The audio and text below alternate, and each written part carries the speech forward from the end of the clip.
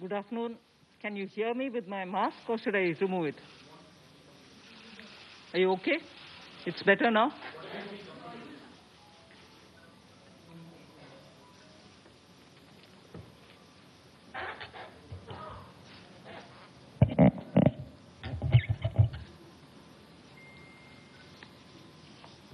Good afternoon. I'm sure all of you will have heard the Honorable Prime Minister speak last night to the nation. He laid out a vision, a comprehensive vision. And that vision was laid out after wide and deep consultation with several sections of our society. And these discussions were held at various levels, with various ministries, and also gradually taken up to the level of the Prime Minister's office. And the Prime Minister himself has been spending considerable time to make sure that the inputs obtained are given due consideration and they form a part of the package that's being given to the country.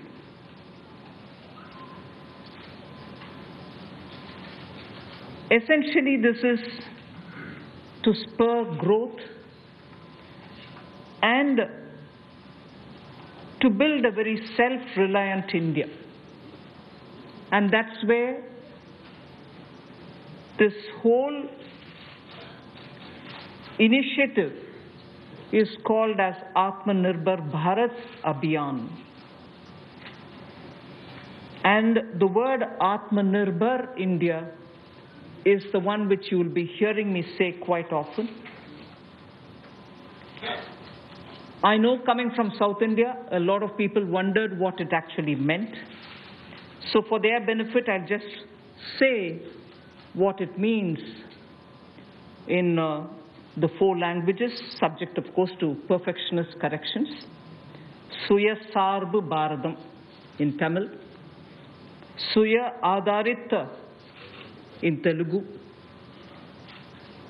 Suyam Asarittan in Malayalam, and Swayam Avalambita in Kannada. Subject to correction, it may not be the perfect translation, but something to take it closer to what it means. So Atmanirbhar Bharat is what we are talking about.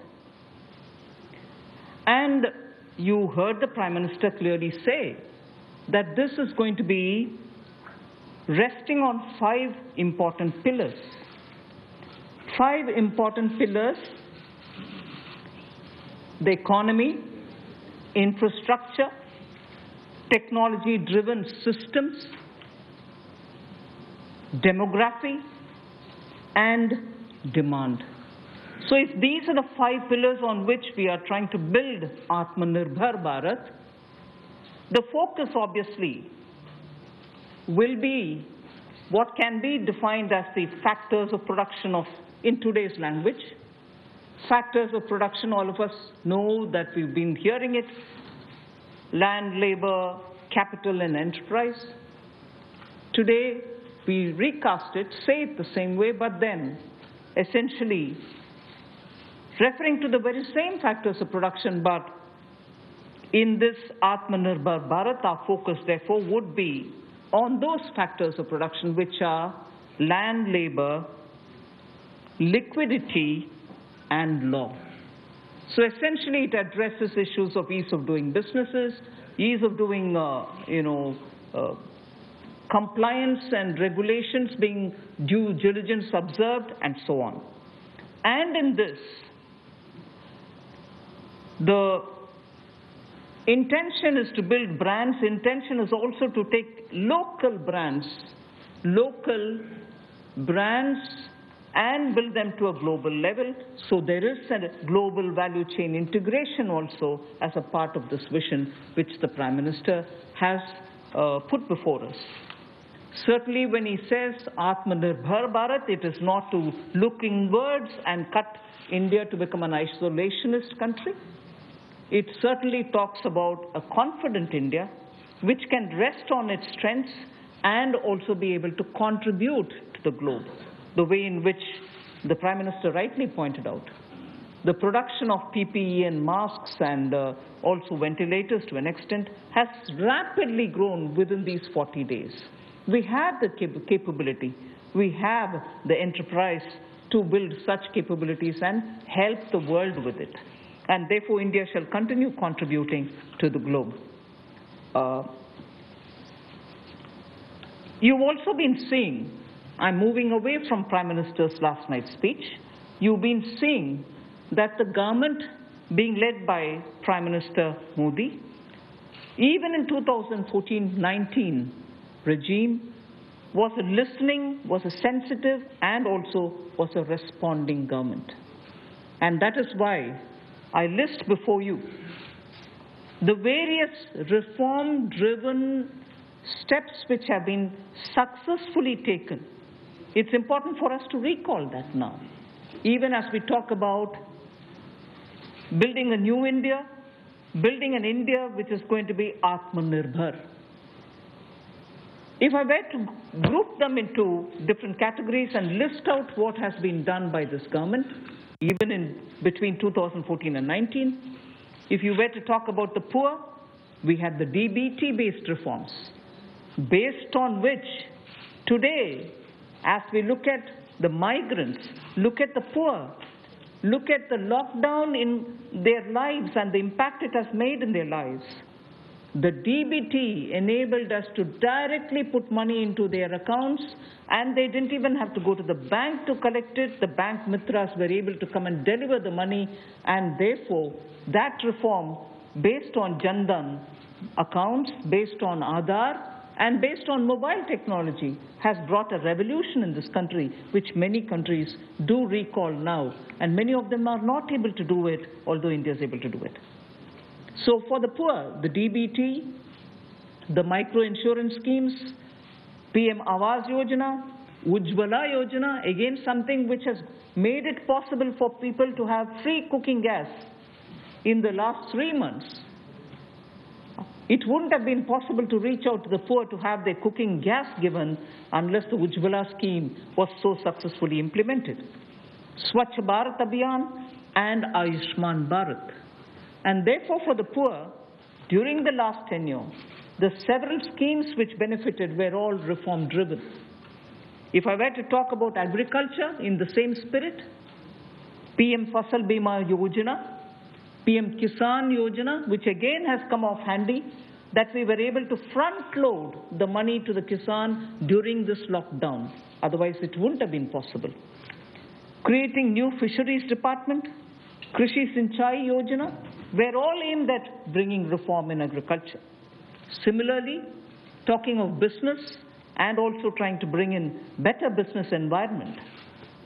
PSB cleanups happen, public sector banks cleanup, after a heavy load of phone banking resulting in NPAs. Public sector banks recapitalization, FDI liberalization, ease of doing business reforms, which were taken down to the third level of administration governance, IBC reforms, GST reforms, and today because of the GST reforms, you're able to see what impact lockdown is having on small and medium businesses. And finally, reforms in other areas, very quickly to recall. National Highway Authority, the TOT plans, the airport privatizations, power sector reforms, which resulted in India becoming a power surplus country from shortages always. 175 gigawatts of solar targets out of 86 gigawatt has already been achieved out of that number. And cleaning up of the coal mine sector. These are all things which I would want to recall here before we talk about what we are offering in the Atmanirbhar Bharat. This is the foundation. This is the credential with which the Prime Minister has always been on the side of reform, reform for better living in this country, ease of living in this country.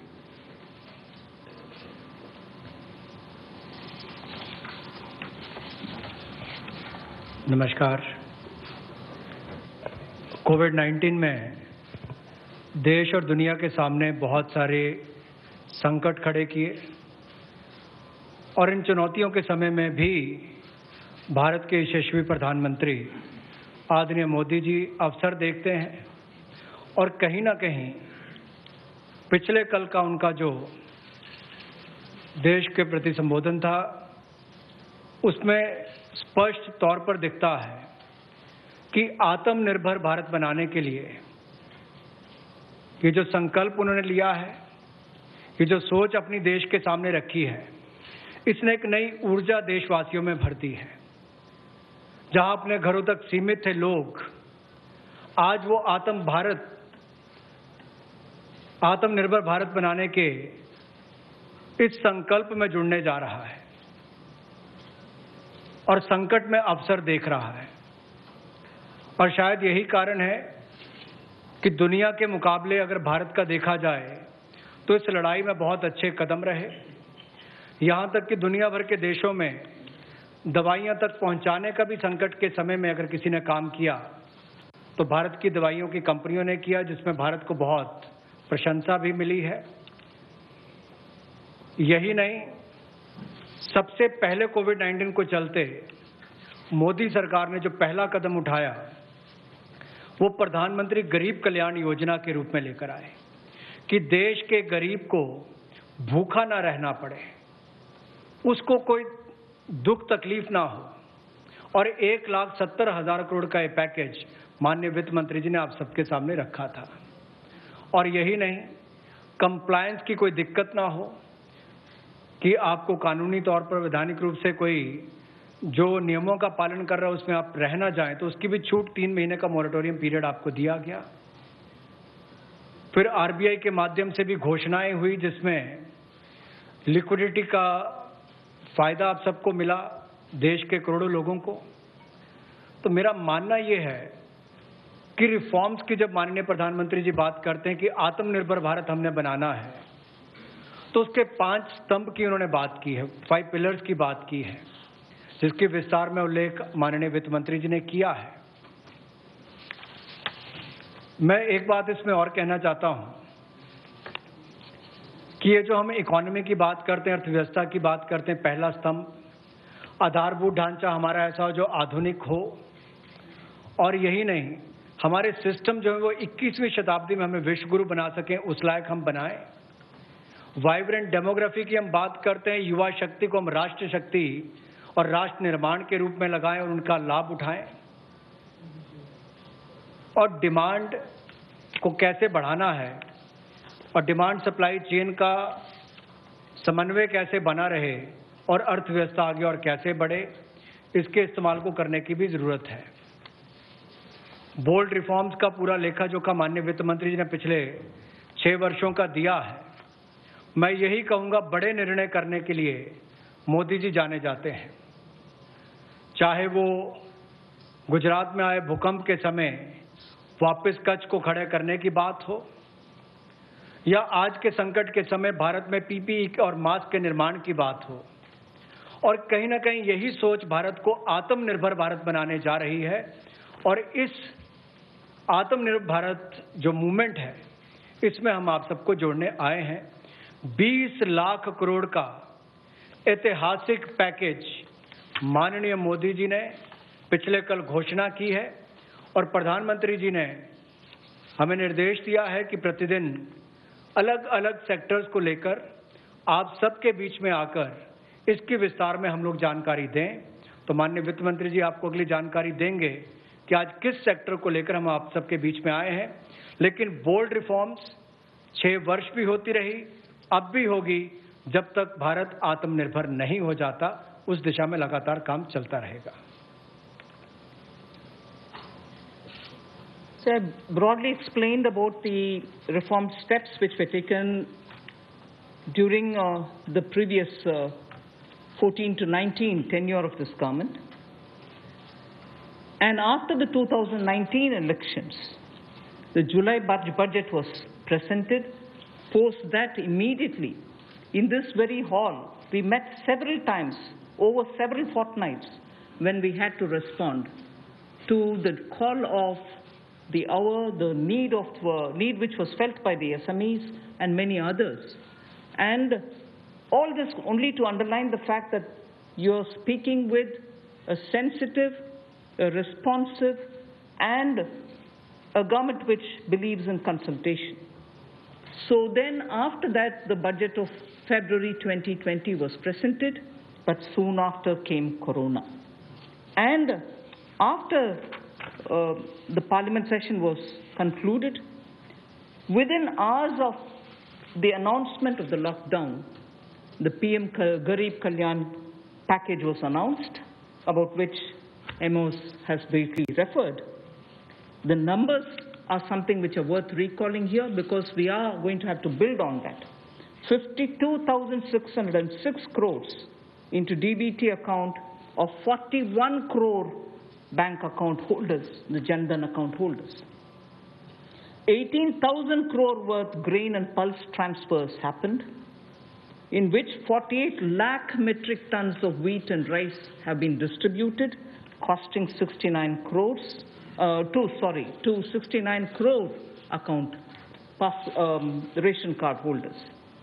71,738 metric tons of pulses have been distributed to 6.25 crore card holders.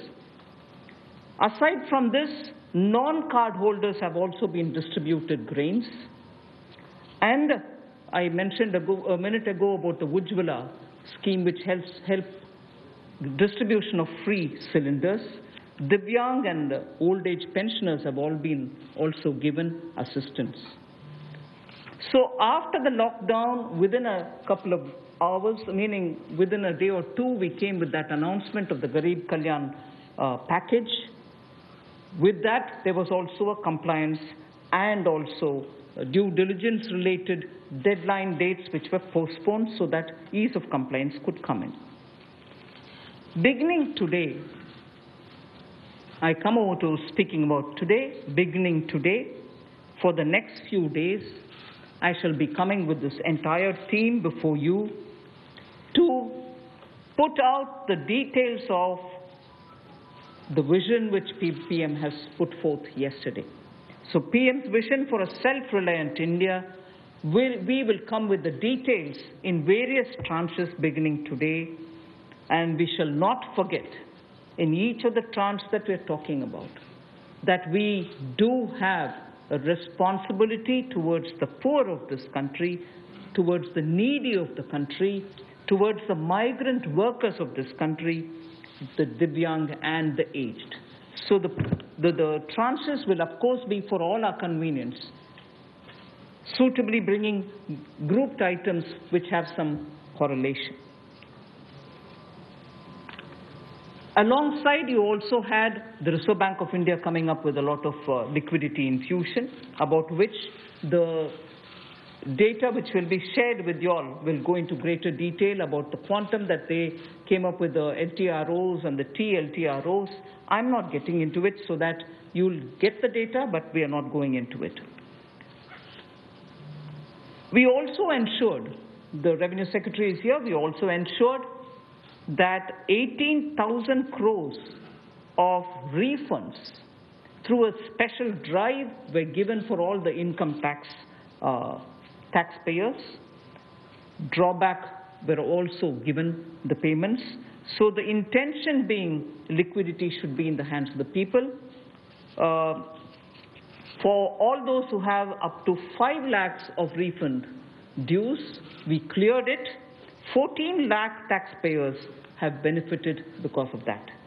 So with that said, today the tranche has about 15 different measures,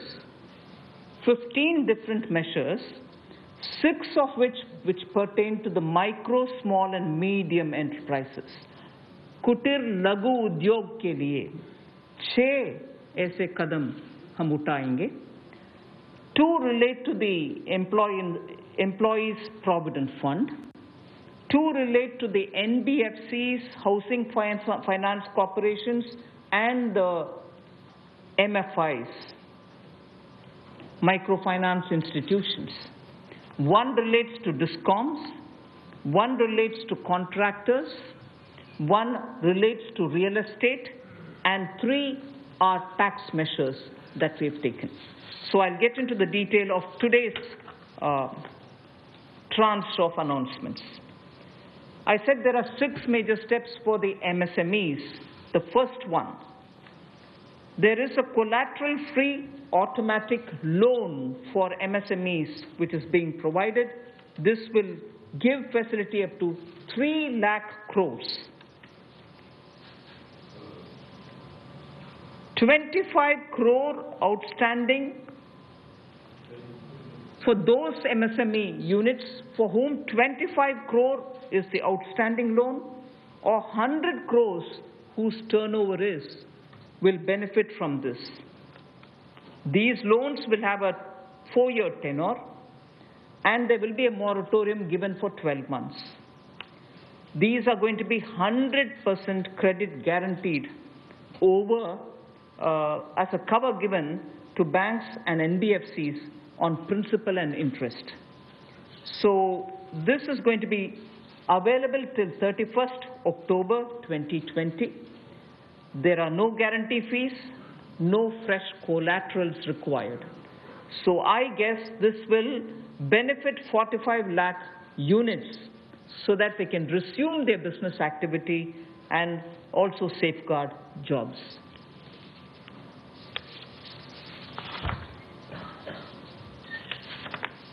प्रधानमंत्री गरीब कल्याण योजना में जहां सबसे पहले Covid health workers के लिए 50 लाख रुपए की इंश्योरेंस पॉलिसी का प्रावधान किया गया था, वहीं पर 80 करोड़ गरीबों को 5-5 किलो गेहूं या चावल देने का प्रावधान किया गया और पूरे देश भर में पीडीएस के अलावा अतिरिक्त ये 5-5 किलो उनको दिया गया, पिछले महीने भी और इस महीने भी। इसके अलावा ये प्रति व्यक्ति 5-5 किलो था और प्रति परिवार दाल देने का भी काम किया गया 1 किलो।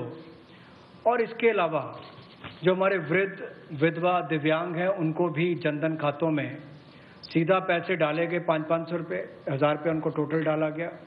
इसके अलावा जो 20.5 करोड़ जनधन योजना खाता धारक थे, ऐसे 41 करोड़ खातों में भी 52,606 करोड़ रुपया अब तक ट्रांसफर कर दिया गया है। 8 करोड़ उज्ज्वला योजना के जो उपभोक्ता हैं उनको मुफ्त में 3 महीने 1-1 सिलेंडर देने की बात हुई थी, जब तक उनको सिलेंडर की आवश्यकता है। उसकी प्रक्रिया भी शुरू हो गई और दे भी दिए गए।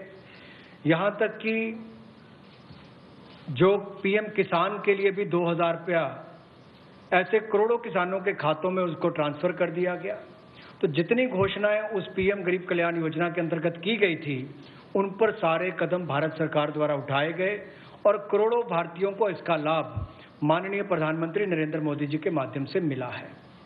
जहां तक व्यापारी वर्ग की बात है, आम आदमी की बात है, कंप्लायंस का बर्डन उसके ऊपर ना आए, घर से बाहर नहीं जाते थे, तो उसके सामने जो संकट था कि वो कैसे समय सीमा रहते अपनी कंप्लायंस पूरी कर सके, उसमें भी उसको छूट दी गई और उसको भी 3 महीने आगे बढ़ाया गया, जिससे उसको लाभ मिला है। आरबीआई ने भी जो महत्वपूर्ण घोषणाएं की, उससे लाखों करोड़ रुपए की लिक्विडिटी मार्केट में आई है, जिससे पूरे देश को लाभ मिला है और इसकी जानकारी आप सबके सामने पहले भी रखी है। केवल आज एक बार फिर आपके ध्यान में लाने की जरूरत पड़ी तो उसको किया है।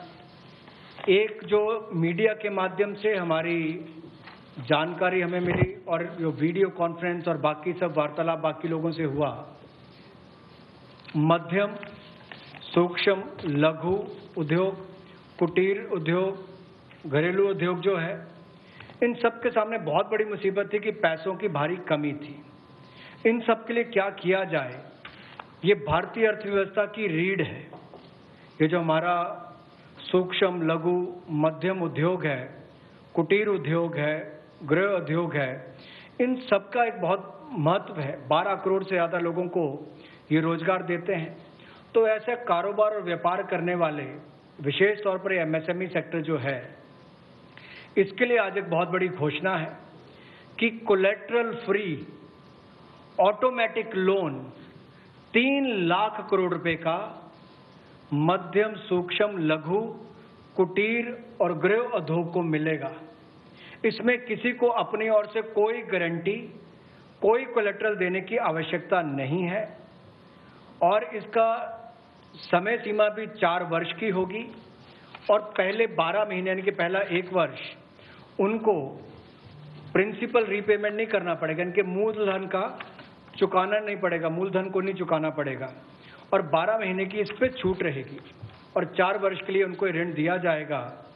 तो 3 लाख करोड़ रुपए का ये ऋण, ये हमने बगैर किसी गारंटी, बगैर किसी कोलेटरल के भारत के मध्यम सूक्ष्म लघु उद्योग, कुटीर और गृह उद्योग के लिए मोदी सरकार ने करके दिया है।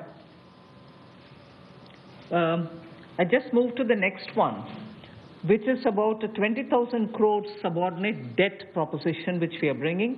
If the earlier one, which was just now explained by the MOS, was for standard MSMEs who, because of lockdown, couldn't move forward because they didn't have money, they didn't have cash coming in.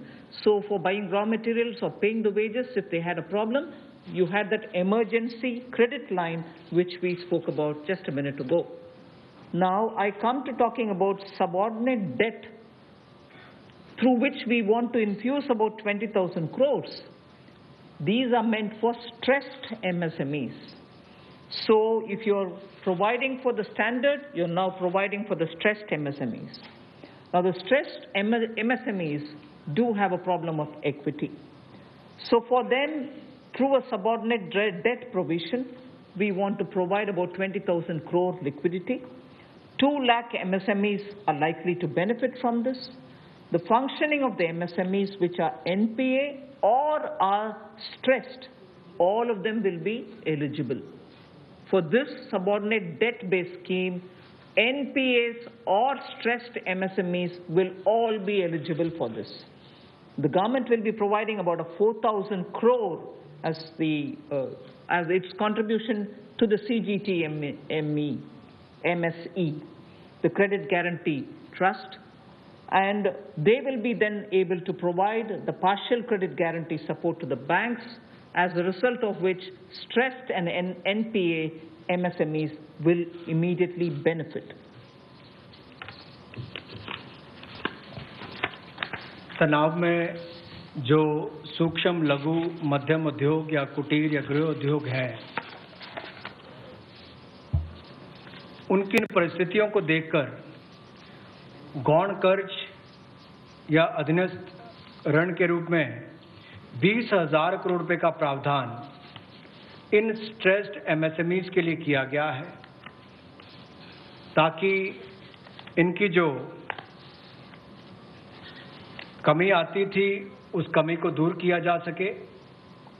और इसमें भी लगभग 2 लाख से ज़्यादा मध्यम लघु सूक्ष्म कुटीर उद्योग को लाभ मिलने वाला है और ये 20,000 करोड़ का गौण ऋण ये तनाव वाली एमएसएमईज को दिया जाएगा। The next of the MSME linked steps that we are taking, this is the third. There is a fund being created for infusing about 50,000 crore as equity into the MSMEs. This will benefit those MSMEs who have the potential and who are viable. So we spoke about those who are standard, we spoke about those who are NPAs and stressed. Now I'm talking about MSMEs who may be doing viable business and who needs hand-holding because of the situation thanks to the COVID. So this fund with a corpus of 10,000 crores through mother fund and daughter fund framework will be able to provide the growth potential MSMEs greater support, and this we think will help MSMEs to expand their capacities, and this will also encourage them eventually to get listed in the markets which they can choose. जो मध्यम लघु सूक्ष्म उद्योग अच्छा कर रहे हैं, विस्तार करना चाहते हैं, आगे बढ़ना चाहते हैं, लेकिन उनके आकार को बढ़ाने की, क्षमता को बढ़ाने की सुविधाएं नहीं मिल पाती थी, तो उसके लिए फंड्स ऑफ फंड्स का प्रावधान किया गया है और इस फंड्स ऑफ फंड्स के माध्यम से 50,000 करोड़ की इक्विटी इन्फ्यूजन होगी, ये हम करने जा रहे हैं। इससे इन सभी अच्छा काम करने वाले मध्यम, लघु, सूक्ष्म उद्योगों को अपना आकार और क्षमता बढ़ाने का अवसर मिलेगा। The next one is something which all of us have been waiting for a long time, about the definition of MSMEs. I'm sure you heard from several sources that this discussion has been going on. We have now come to a stage where we can happily announce that the definition is being changed in favor of the MSMEs. Because there was always this fear in very successful MSMEs also, that if they outgrow the size of what is defined as an MSME, they lose the benefits that they get as an MSME itself.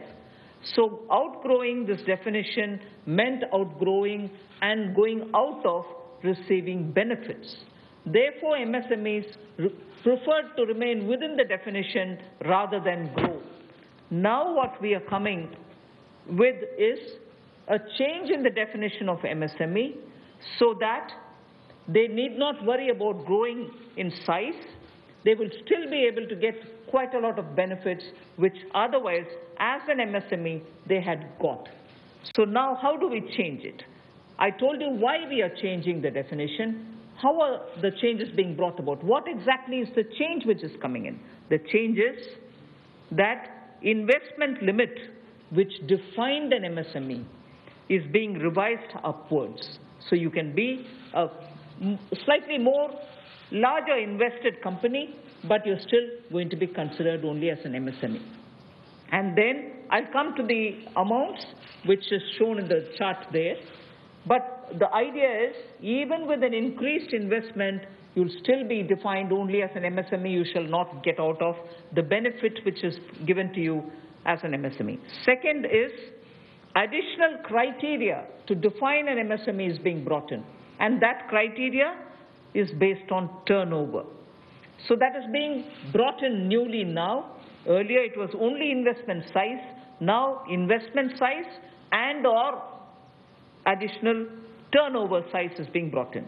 And earlier the distinction which prevailed between manufacturing unit, and therefore their definition was on slightly different account. Service units, their definition was on slightly different criteria. Now that differentiation between manufacturing and service MSME are being removed.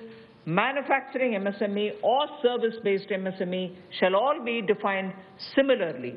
And then, therefore, the chart that is there before you will tell you what was earlier and what is now.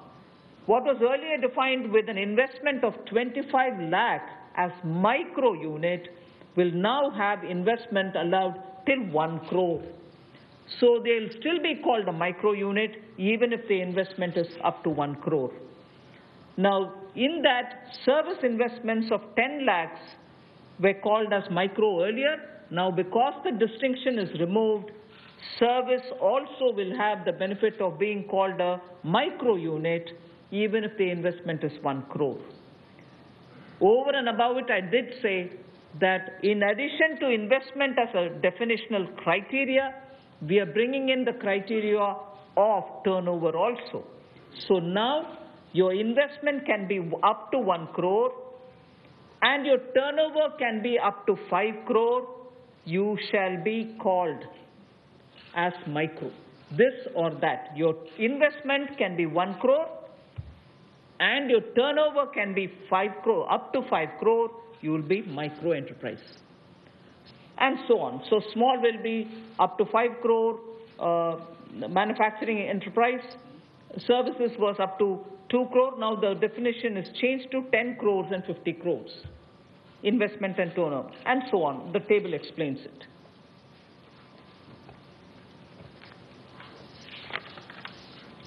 सूक्ष्म लघु मध्यम उद्योग में इसकी परिभाषा में कम दहलीज होने के कारण ये लगातार संकट रहता था कि अगर हम इससे बाहर जाएंगे तो हमें जो हमारे बेनिफिट्स मिलते हैं, लाभ मिलते हैं, उससे हाथ धोना पड़ेगा।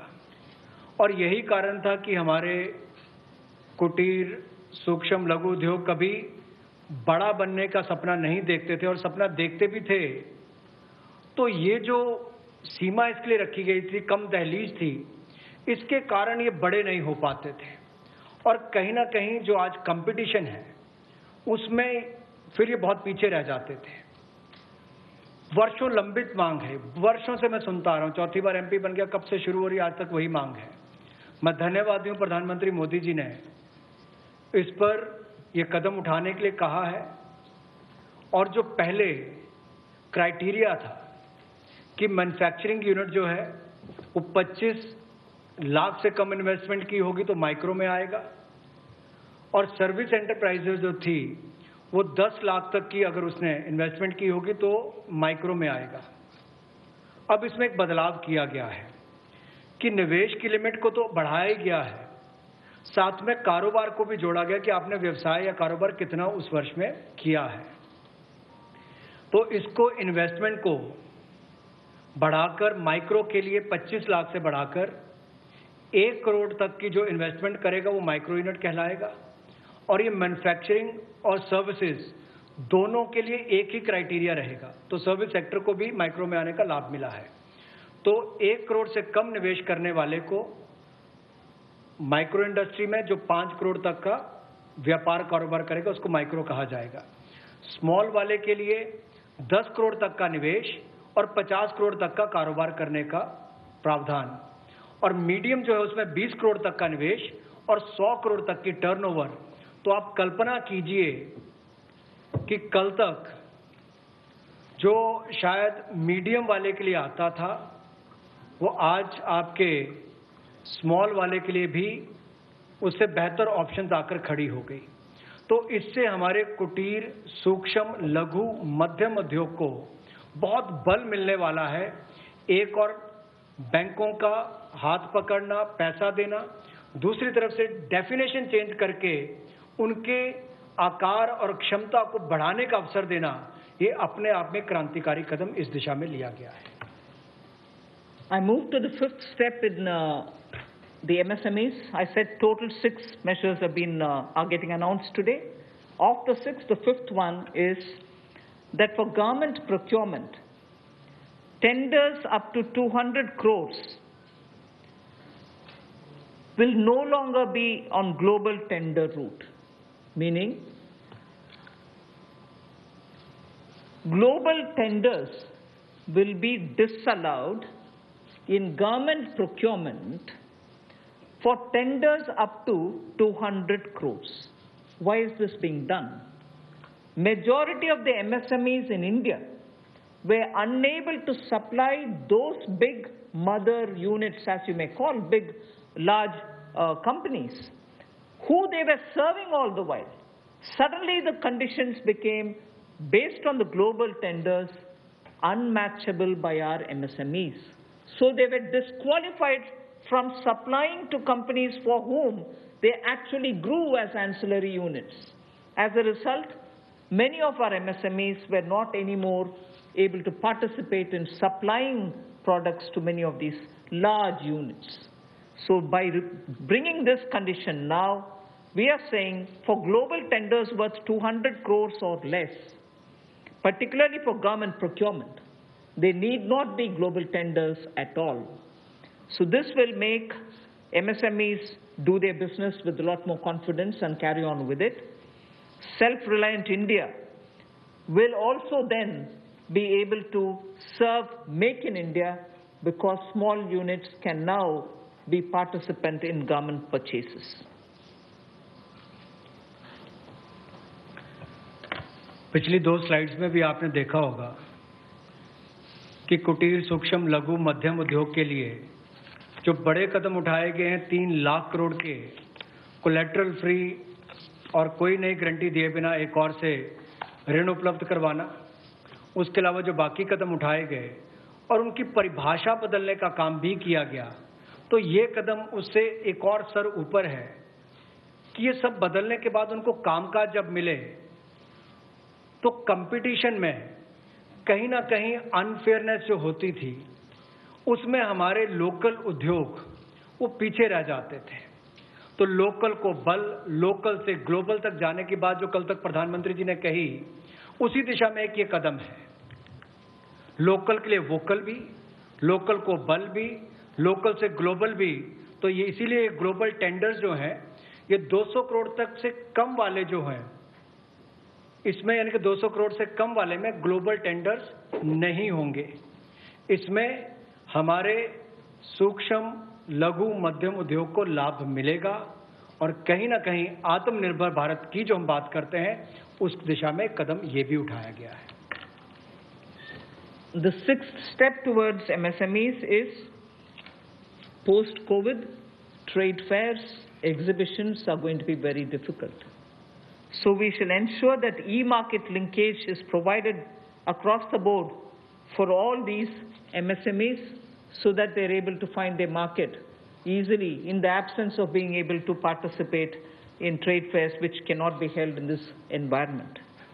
Also, very importantly, Government of India and also CPSEs, where there are receivables by MSMEs, we now announce that within the next 45 days, all their receivables will be cleared. The CPSEs and Government of India will honor every MSME receivable within the next 45 days. इसी तरह से एक बार फिर कुटीर, सूक्ष्म, लघु, मध्यम उद्योग के लिए ये जो चुनौतियां कोविड-19 के समय शुरू हुई कि घरों तक सीमित होना पड़ा और आप कहीं जाकर सामान बेचने में दुविधा आती थी, तो ई मार्केट लिंकेज करने की बात की, क्योंकि ई कॉमर्स का आजकल ज़माना भी आया है, वो भी होगा। और इसके अलावा व्यापार मेलों में कैसे वो इन्वॉल्व हो सके, उनका शामिल होना हो, प्रदर्शनियों में उनकी पार्टिसिपेशन हो सके, इसके लिए कदम उठाए जाएंगे। और जो हमारे सार्वजनिक केंद्र उपक्रम है उसमें जो अगर उनके कोई पेंडिंग पेमेंट्स है, सरकारी है या PSUs में है, उनको भी अगले 45 दिनों में बल देकर वापस उनकी पेमेंट हो, ऐसा प्रयास किया जाएगा ताकि जल्द से जल्द उनकी पेमेंट हो, ताकि उनको राहत मिल सके। I now move to talking about EPF. You were aware during the Pradhan Mantri Garib Kalyan package, some measures were extended for the EPF. In that, we had said units which have 100 workers, 90% of whom are earning less than 15,000 rupees, will be able to draw from their EPF from the funds because they needed money in their hands. We have now, and for the 3 months, the payment of EPF also was given relaxation.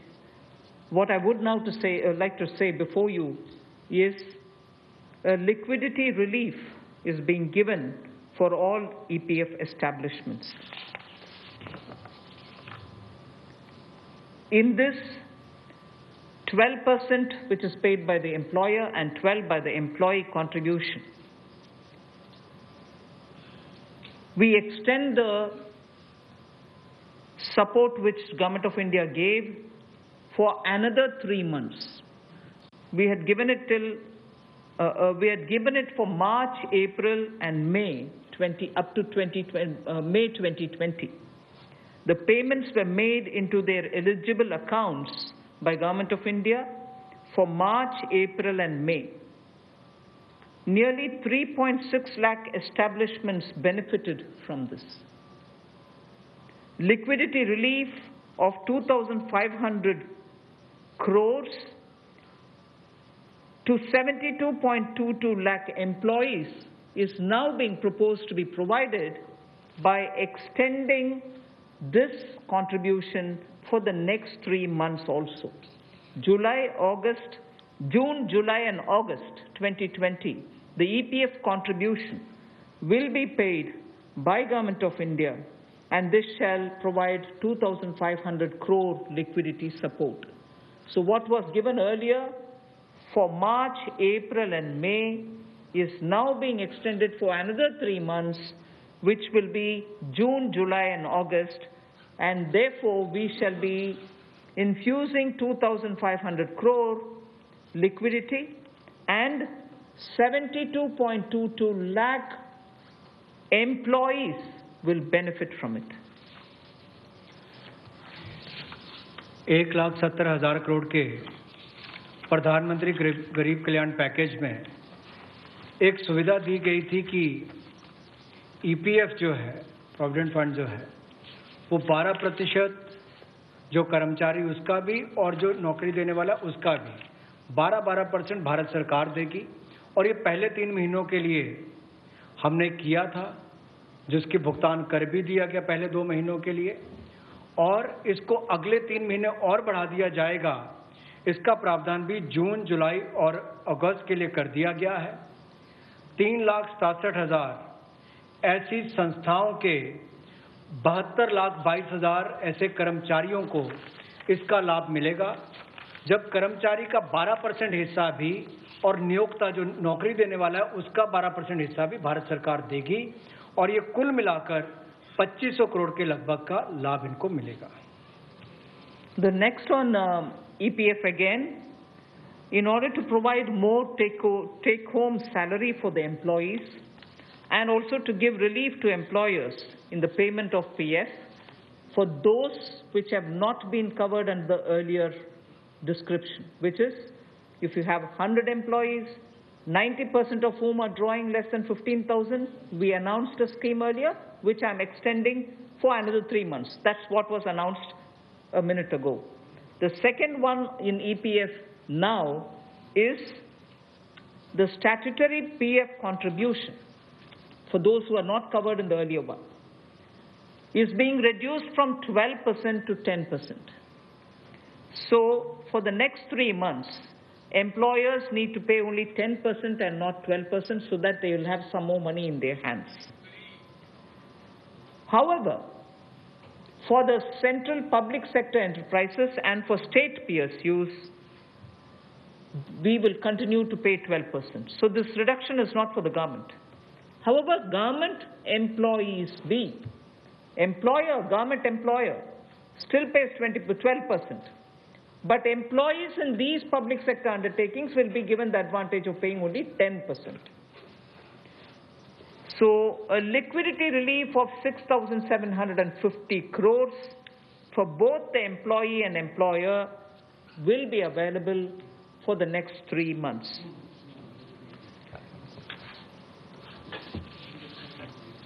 एक और प्रावधान, क्योंकि आज के समय पैसा कर्मचारी के हाथ में भी कैसे ज़्यादा हो, इसमें भी एक बड़ी राहत देने का प्रयास इसमें किया है कि जो ईपीएफ कंट्रीब्यूशन है, जिनका ईपीएफ का योगदान है, वो ऐसे संस्थानों के लिए और कर्मचारियों के लिए 12% से कम करके 10% अगले 3 महीनों के लिए किया गया है। इससे कर्मचारी भी और संस्थान दोनों को लाभ मिलेगा, लेकिन जो सरकारी हमारी संस्थान है, सेंट्रल पीएससीज हैं, इनके लिए 12% ही रहेगा, उसमें कोई बदलाव नहीं किया गया है। तो इससे कुल मिलाकर 6,750 करोड़ रुपए का लिक्विडिटी सपोर्ट इनको मिलेगा और एक तरह से 6,750 करोड़ रुपया ज़्यादा इनके हाथ में आएगा। The next one is about non-banking financial companies, housing finance corporations, and microfinance institutions. We have been hearing, in spite of a lot of steps which the RBI took, in spite of all the provisions that we made between the July budget and the February budget, it was felt that the NBFCs were not able to get enough resources. And particularly, some NBFCs which were not very highly rated had particular difficulties in comparison to the others. So, Government of India now launches a 30,000 crore special liquidity scheme. Under the scheme, investment will be made in both primary and secondary market transactions where investment grade debt papers, this is not infusing equity, this is taking and buying debt papers of NBFCs, housing finance corporations, and microfinance institutions. And not high quality debt papers, they can be investment quality also. So this we expect will have an impact on those struggling NBFCs who need money to carry on with business. And these NBFCs are also those who have been funding MSMEs. So in order for these NBFCs to keep their network of MSMEs served, this infusion is absolutely necessary. And these securities with which you're going to buy these debt papers will be fully guaranteed by Government of India. They will be fully guaranteed by Government of India. We hope that this will also bring in a lot of difference for NBFCs who have access to small and micro units, and therefore we want to ease the flow of credit through these NBFCs who have only not so good debt papers in their hands.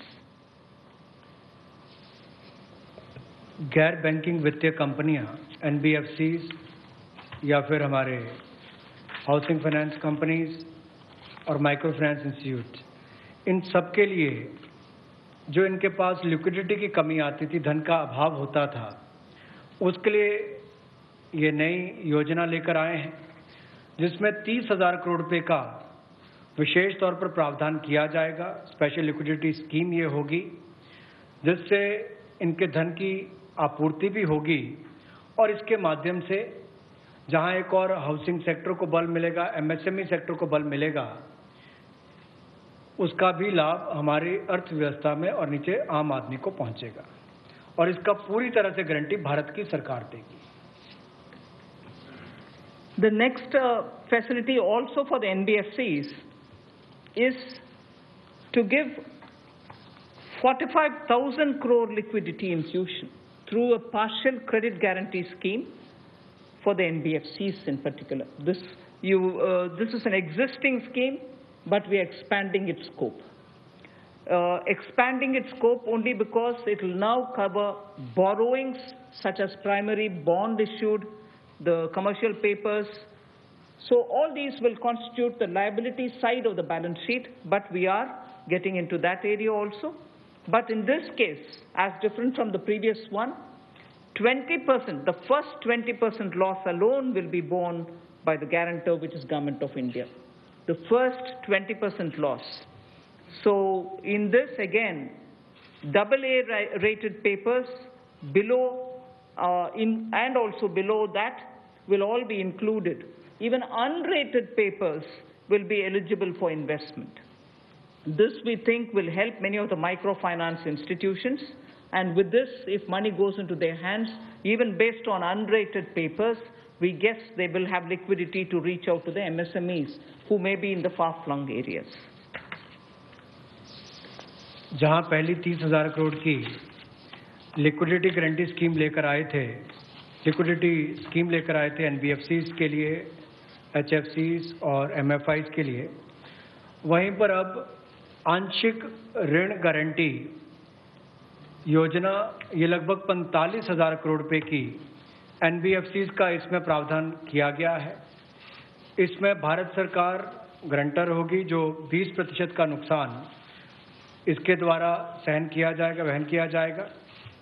और यही नहीं, इसमें AA paper और इससे भी नीचे वाले जो है उसको भी इसमें पैसा मिल पाएगा, ऋण मिल पाएगा। और इसके अलावा जो अनरेटेड पेपर एलिजिबिलिटी है इन्वेस्टमेंट के लिए, वो भी इसमें प्रावधान किए गए हैं ताकि ज़्यादा इसका स्कोप बढ़ सके, ज़्यादा लोगों को इसका लाभ मिल सके और कुल मिलाकर इससे भी नई लेंडिंग जो है, यानी कि कर्जा दिया जा सके सूक्ष्म लघु मध्यम उद्योग को और आम नागरिकों को भी मिल सके, उसके लिए इसका प्रावधान किया गया है। I move over to talking about the DISCOMs. DISCOMs today are facing unprecedented cash flow problems. They desperately need help. Otherwise, they are unable to pay the power generating companies. You know, all the states, DISCOMs are in serious crisis. So in order to help them, there is a emergency liquidity injection, which is happening to the extent of 90,000 crores. Now, the Power Finance Corporation, REC, the Rural Electrification Corporations, both of them put together will infuse liquidity of 90,000 crores to all the DISCOMs against all the receivables that they have. They're sitting there without getting paid. In turn, they are not able to pay the GENCOs. In turn, the GENCOs are wondering where they will have more money to pay for producing electricity. And at a time when we are talking about Atmanirbhar Bharat, at a time when we are also rightly claiming the credit for having made India a surplus power generating country, we've reached a stage where DISCOMs don't have money because they're sitting with receivables.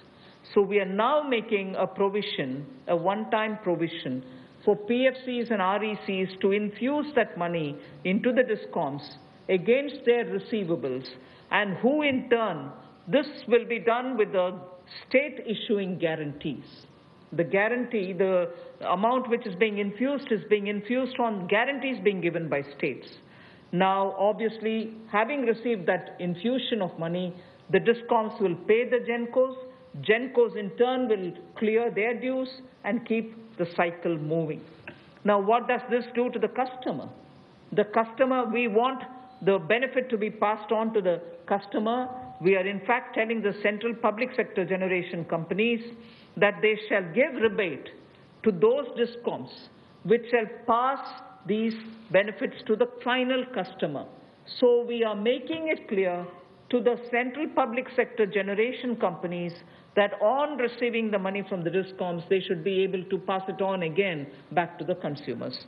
So this is a one-time infusion of liquidity for cash-desperate DISCOMs.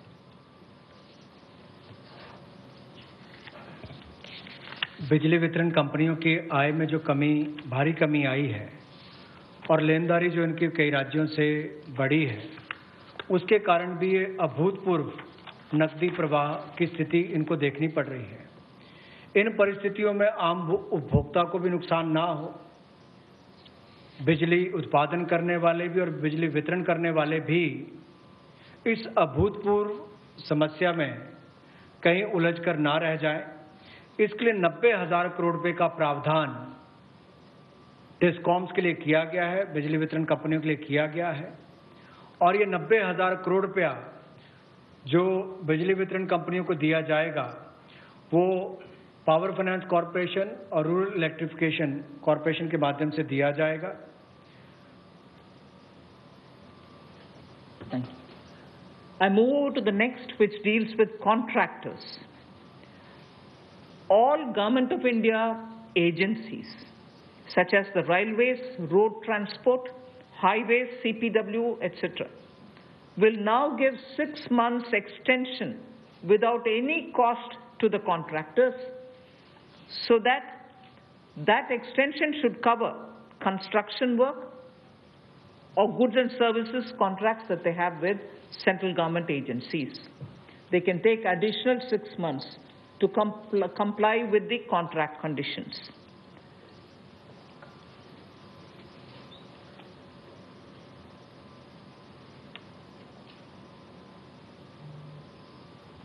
I didn't get it.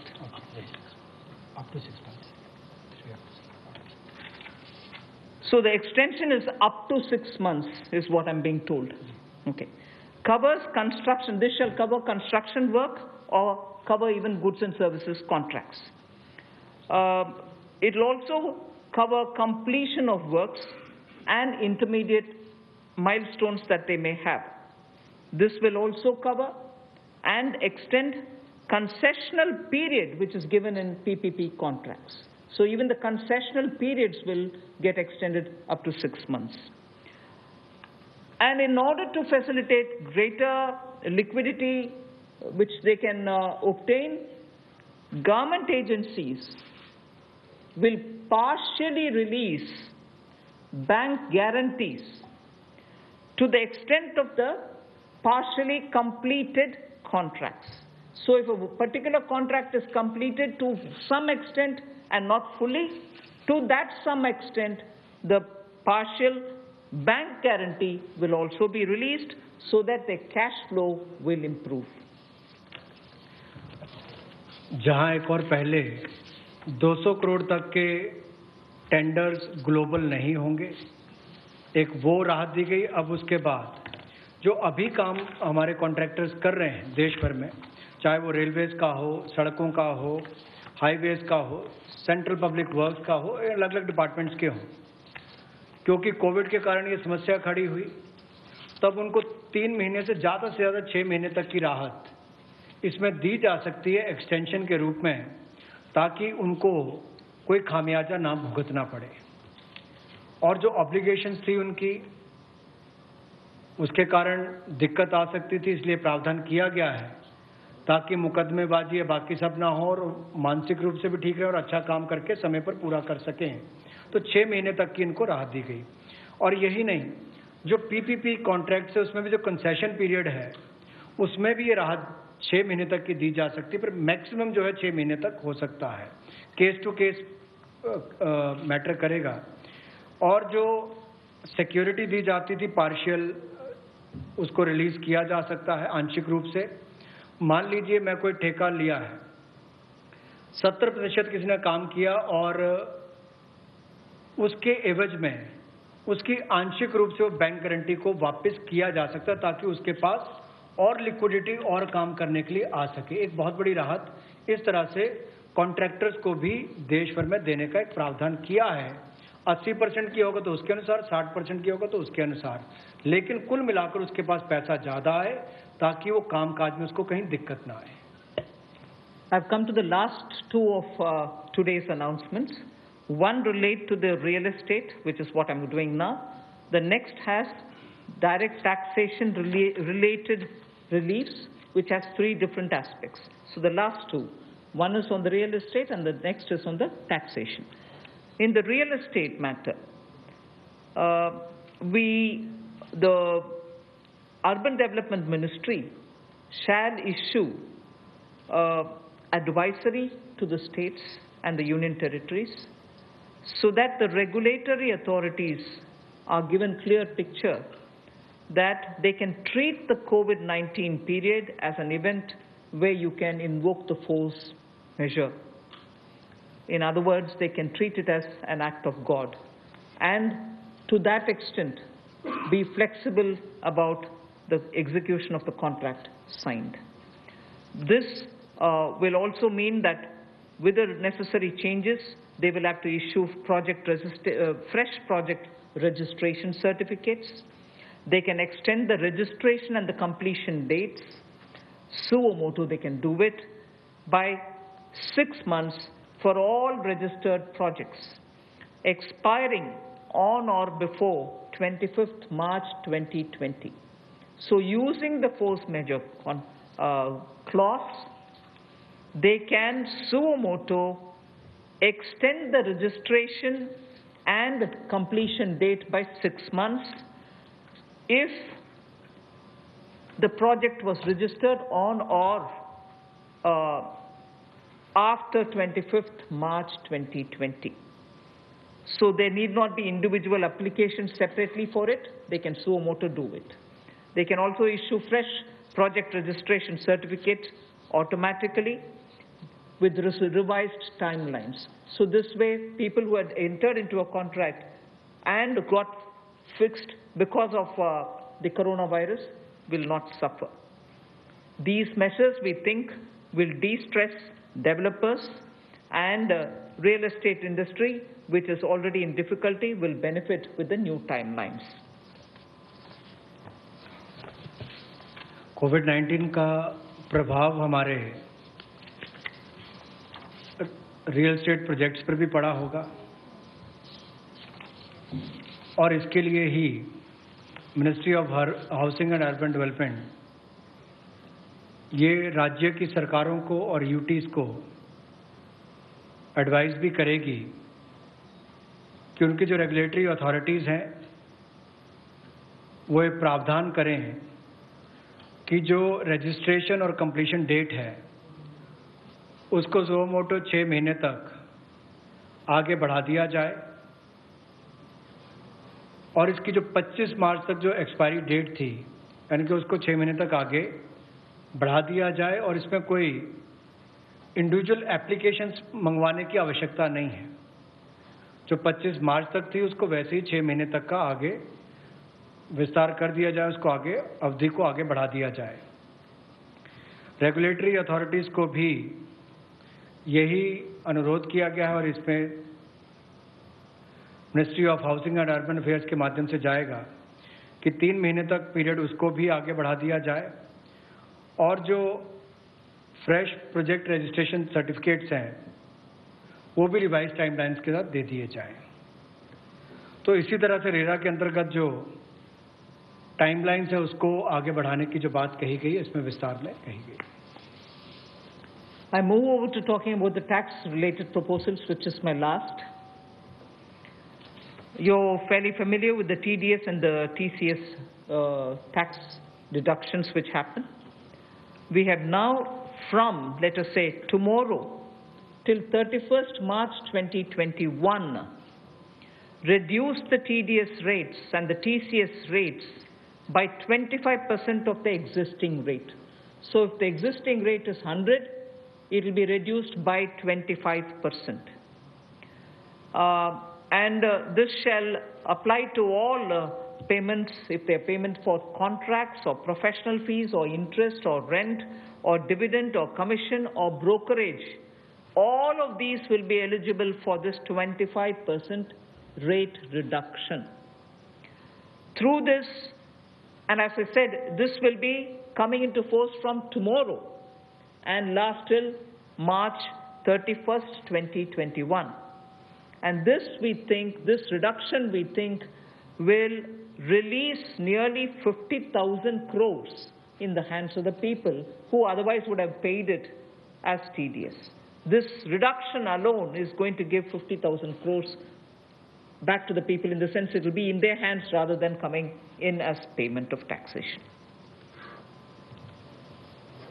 जो TDS rates हैं वो सभी non salaried payment वालों को, residents को, और TCS rate जो है उसमें 25% की कटौती की गई है फाइनेंशियल ईयर 2020-2021 के लिए, और इससे 50,000 करोड़ रुपए का लगभग लाभ आम जनता को मिलने वाला है। यानी कि अगर मेरा 100 रुपया बनता था तो मैं 100 रुपये की बजाय अब 75 रुपये दूंगा और उसमें 25% की कटौती की गई है। तो एक बहुत बड़ी राहत कार वेतनभोगी इन सबके लिए, non salaried payment to residents, इनके लिए की गई है। The next is a set of dates which are getting extended for direct tax, some of the measures that we are taking. All pending refunds to charitable trusts and non-corporate businesses and professions, including that of proprietorship, partnership, LLP, and cooperatives, shall be issued immediately. I did mention at the beginning that we have already refunded quite a lot of refunds which were either 5 lakhs or lesser to individuals who waited for their refund for a long time, and through that nearly 14 lakh people had benefited. Now we are saying that the pending refunds of all charitable trusts, non-corporate businesses, professions, proprietorships, partnerships, LLPs and cooperatives, many of whom can be very small. Many of these are in cooperative sectors, many are MSMEs, many are small partnerships. All their refunds will be given immediately, which will mean that they will get their due money, that's their money, they will get it back in their hands without any delay.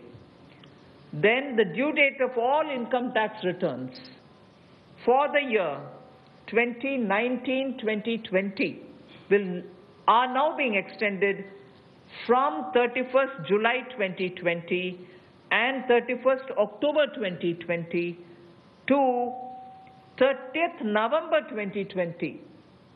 And tax audits from 30 September 2020 is being changed to 31st October 2020. So that is a measure which will help people not to worry about how they are going to do their compliance, will they be able to file their returns or not. So that is a step which we take. And the last one, which also is a taxation-related measure, is the date of assessments getting barred, because assessment time gets barred with a certain date. We are conscious of it, we have taken cognizance of it, so we are saying date of assessments getting barred as on 30th September 2020 is now being extended to 31st December 2020. So 3 months extension is being given so that date of assessment doesn't get barred as of September 2020, it can wait till December 2020. And also, those getting barred on 31st March 2021, we are saying this in advance, those getting barred as of 31st March 2021 are being extended to 30th September 2021. They're a clear, again 6 months extension for those March. We are telling that in advance.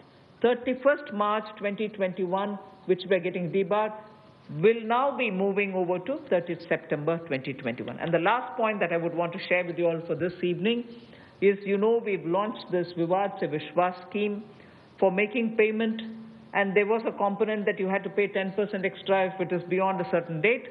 Now, without any additional amount which is to be paid, in total, the whole Vivad Se Vishwas scheme is getting extended up to 31st December 2020. And for this extension, no extra payment is being asked.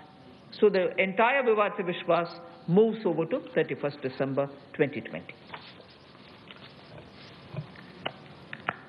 5 lakh तक के refund 14 lakh से ज़्यादा लोगों को अब तक वापस कर दिए गए थे। उसके अलावा जो उससे ऊपर वाले उसकी भी प्रक्रिया शुरू, और बहुत सारे लोगों को वो भी वापस कर दिए गए हैं जो रिकॉर्ड समय के अंदर किए गए। अब इसके अलावा जो पेंडिंग रिफंड्स हैं, चाहे वो चैरिटेबल संस्थाओं के हों, ट्रस्ट के हों, या नॉन कॉरपोरेट बिजनेस या प्रोफेशंस के हों, यानी कि प्रोप्राइटरशिप, पार्टनरशिप, LLP, कोऑपरेटिव्स, इनको भी जल्द ही इनके रिफंड्स इशू कर दिए जाएंगे ताकि पैसे की कमी कहीं पर ना आए। इनकम टैक्स की रिटर्न के लिए जो ड्यू डेट थी वित्तीय वर्ष 2019-20 के लिए, उसको 31 जुलाई 2020 और 31 अक्टूबर 2020 से बढ़ाकर 30 नवंबर 2020 कर दिया जाएगा, और टैक्स ऑडिट को भी 30 सितंबर 2020 से बढ़ाकर 31 अक्टूबर 2020 कर दिया जाएगा। जहां तक डेट ऑफ असेसमेंट की बात है, ये भी वर्जित हो रही थी 30 सितंबर 2020 को, इसको भी एक्सटेंड कर दिया जाएगा 31 दिसंबर 2020 तक, और जो वर्जित हो रही थी 31 मार्च 2021 को, इसको 30 सितंबर 2021 तक बढ़ा दिया जाएगा।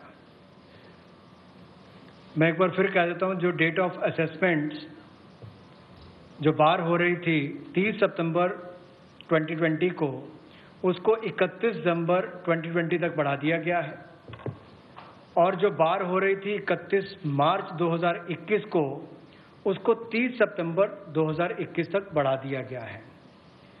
विवाद से विश्वास स्कीम बजट के समय भी हम लाए थे, लेकिन इन अभूतपूर्व परिस्थितियों के चलते इसको भी, जिनको पेमेंट करनी है, कोई अतिरिक्त पेमेंट ना किए बिना, एडिशनल अमाउंट दिए बिना, इसको 31 दिसंबर 2020 तक एक्सटेंड कर दिया गया है, ताकि आप 2020 31 दिसंबर तक पेमेंट कर सकते हैं।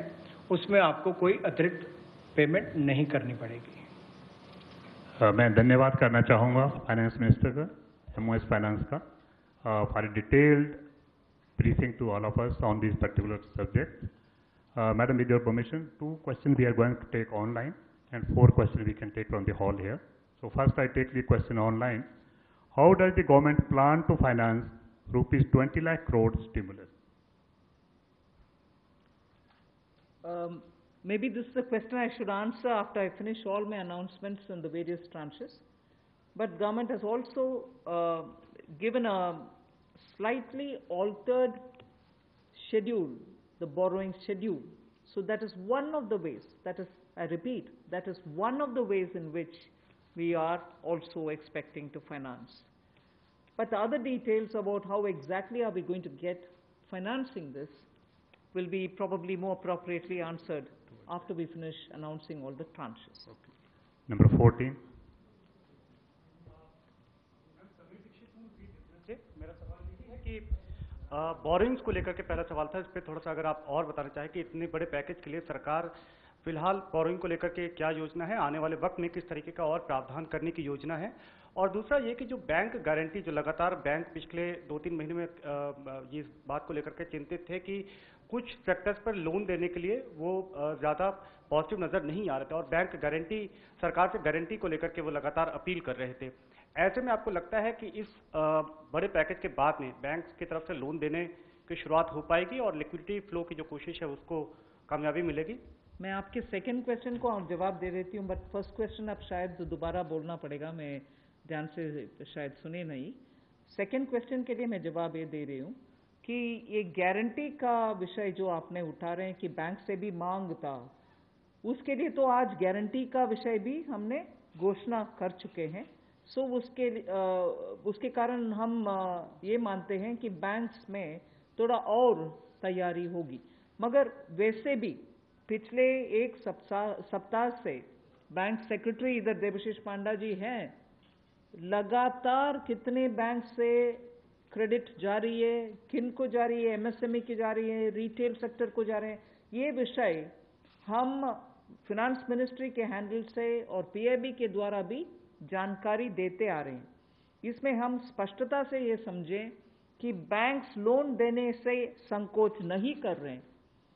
सैंक्शन किए हुए लोन्स हैं जिसमें बैंक का ये कहना है कि सैंक्शन करने के बाद भी कस्टमर आकर के लॉकडाउन खत्म होने के बाद हम आकर लेंगे, प्लीज तब तक आप पैसा रिलीज ना करें, ऐसे रिक्वेस्ट कस्टमर रख रहे हैं बैंक के सामने। मैं ये नहीं कह रही सभी कस्टमर्स ऐसे बोल रहे हैं, मगर ज्यादातर कस्टमर्स ये बोलने की वजह से सैंक्शनड लोन का विवरण हम दे रहे हैं हर 2 दिन के एक बार, फिर भी वो अमाउंट रिलीज क्यों नहीं होता।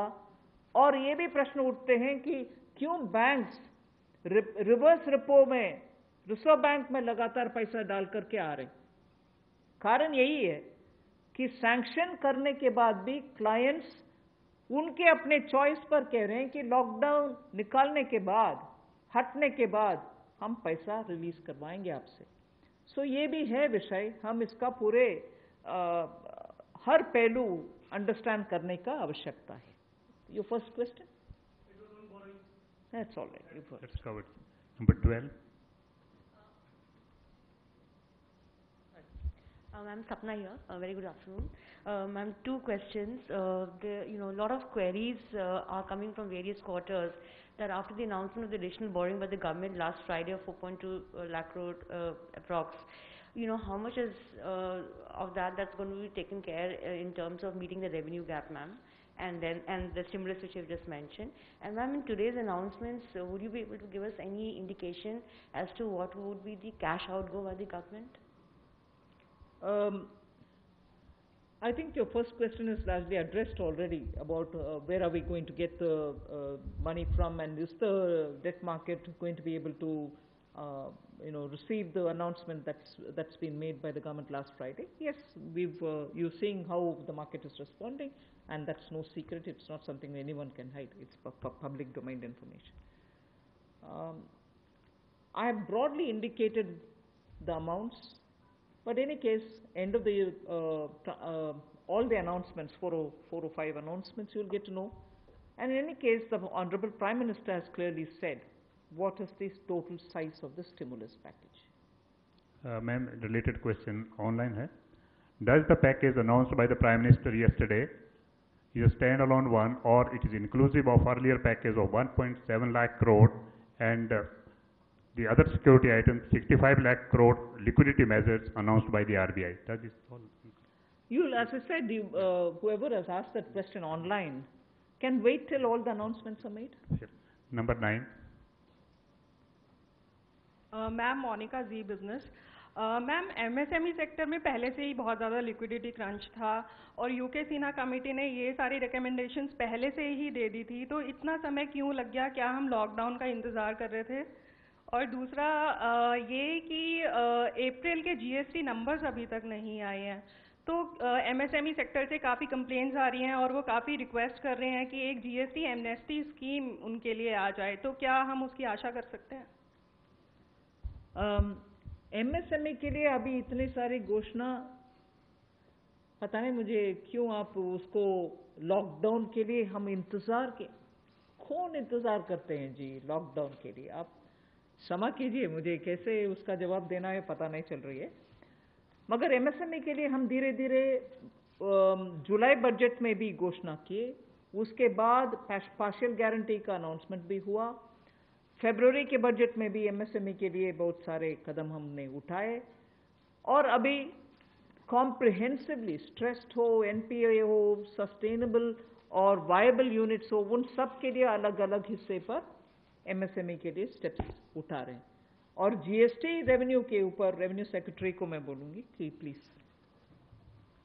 नंबर 13। आपने जो सवाल पूछा कि जीएसटी का जो अप्रैल महीने का फिगर अभी तक डिक्लेयर नहीं किया है, आपको मालूम है कि जीएसटी के जो रिटर्न्स फाइलिंग के डेट्स है वो सब एक्सटेंड हो गए हैं।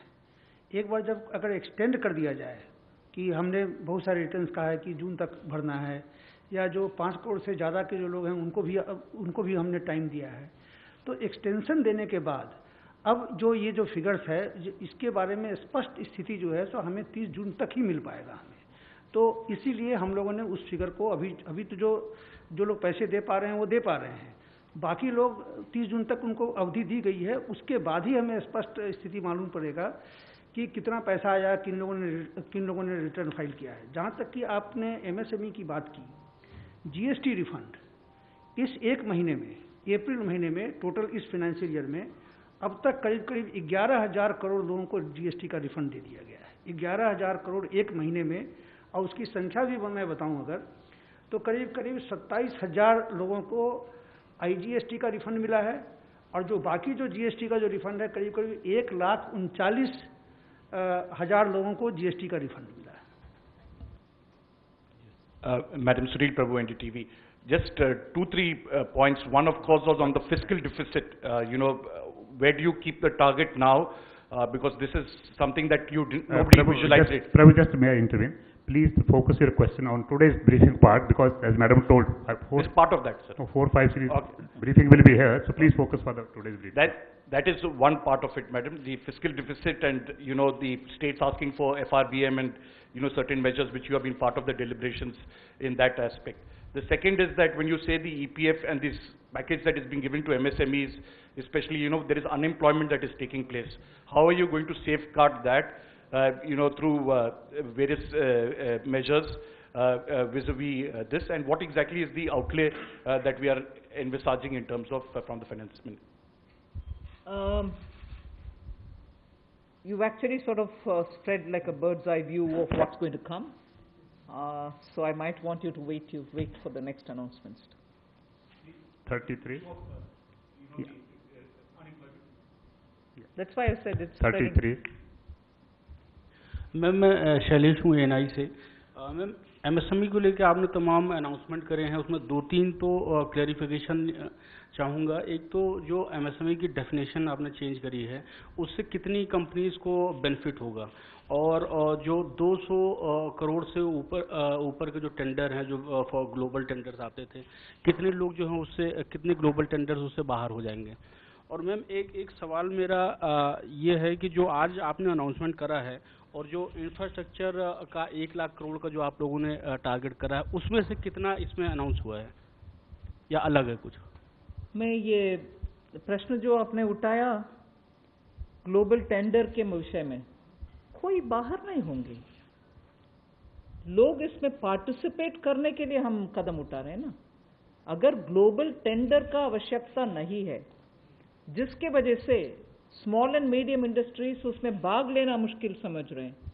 हम उस रिक्वायरमेंट को ही हटा दिया कि ग्लोबल टेंडर कॉल फॉर ना करें, जिससे 200 करोड़ से कम वाले गवर्नमेंट प्रोक्योरमेंट में एमएसएमई भाग लें। एक्सक्लूशन नहीं है, इंक्लूशन होगा।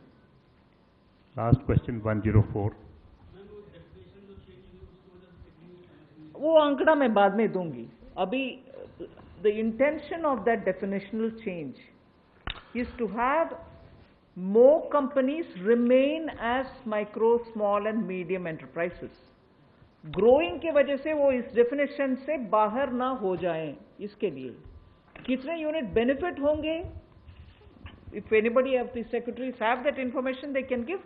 नहीं तो हम आपको calculate करके देंगे कि कितने यूनिट इससे दोबारा MSME के definition के अंदर आएंगे।